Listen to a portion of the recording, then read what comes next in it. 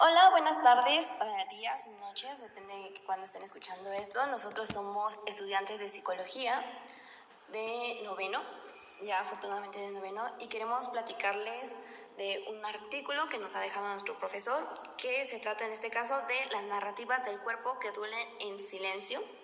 Es de un documento muy bonito que básicamente habla de síndrome del intestino irritable, que son narrativas de pacientes con que ahorita a lo largo del podcast vamos a estar profundizando el qué es, y también vamos a estar trabajando, como ya dije, con mis dos compañeros, que ahorita le voy a dar la palabra a mi compañero Eric Morales Piña, que les va a explicar más o menos qué es este síndrome.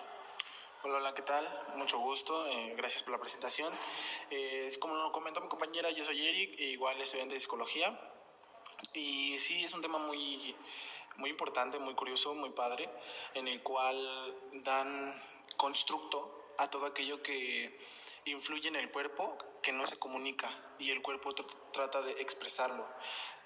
Hace ratito mi compañera comentó sobre lo del síndrome del intestino irritable, perdón. ¿Qué es, no? O sea, vamos a ir hablando qué es, cómo se propicia, cómo influye, cómo afecta, cómo es que se determina y cualquier cosa que vaya acorde a, ¿no? Este tema va ligado un poco sobre la salud y el cómo es que se genera, ¿no? Claro. Es un estudio que se hicieron, en el artículo habla sobre un estudio que se hizo, ¿no?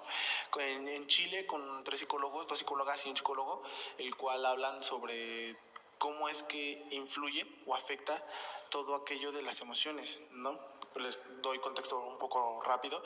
Es unos casos de unas personas adultas, mujeres, los cuales tenían el síndrome y muy atrás de ello los psicólogos se enfocaron en el qué es lo que se les propició eso, o sea, qué pasó, por qué se propició eso, ¿no? Porque ellos ya tenían un diagnóstico médico y de hecho se medicaban y todo, ¿no? Pero siguen teniendo ¿cómo decirlo? Como que esa enfermedad recurrentemente, constantemente, perdón. Esos síntomas. Y después los psicólogos dijeron, bueno, entonces, ¿qué es lo que influye o hace que se afecte eso, no? Y después de una investigación de que a lo mejor si eran comidas o, no sé, mala alimentación, cosas así, se descartó porque desde la perspectiva médica lo abordaban con medicamentos y todo eso. Se curaban, pero después volvían a regresar, ¿no? Y los psicólogos dijeron, bueno, ok, entonces, ¿qué hay detrás de ello? ¿Qué propicia que se pongan así? Después de las comidas, pensaron que era una mala digestión, así, y lo fueron descartando poco a poco hasta que llegaron al punto en el que platicar qué hacen, cuál es su rutina, si trabajan o no, un poco de su historia, vaya, ¿no? Y al tratar de platicar con las mujeres que fueron intervenidas, los intervienen desde un centro de psicosomatosis. ¿Qué es un centro de psicosomatosis? Un centro en el que estudia las enfermedades.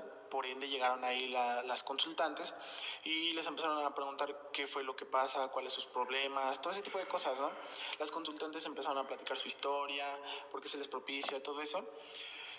Las consultantes estaban conscientes de que era un problema de salud, claro, pero no tenían bien claro el por qué se les generaba, ¿no?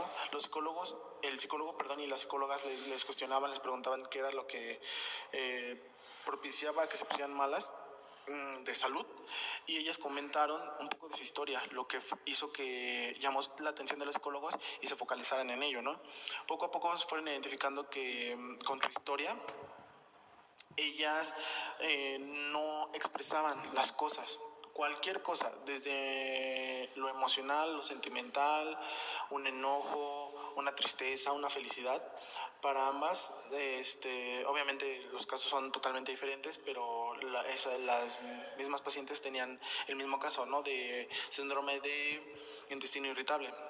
Aunque hubieran diferentes casos, encontraron una similitud en el cual identificaron que ninguna comunicaba sus cosas, sus sentires, sus emociones, sus sentimientos, pero lo expresaban en el cuerpo, y es lo que no comunica la mente, los sentimientos, las emociones, lo expresa gritando, incluso llorando el cuerpo. Y esto es un poco de lo que poco a poco les vamos a hablar. Ahora le doy la palabra a mi compañera para que les hable un poco más sobre cómo es que se va propiciando este tema, que es de suma importancia. Muchas gracias, compañero. Y sí, precisamente lo que me gustó mucho cómo lo explicaste, todo lo que se dijo y como dijo, lo que hace especial a este estudio que se realizó fue que no se enfocaban, como dijo, en qué tomaban o qué síntomas tenían, sino en cómo contaban su historia de vida y su enfermedad.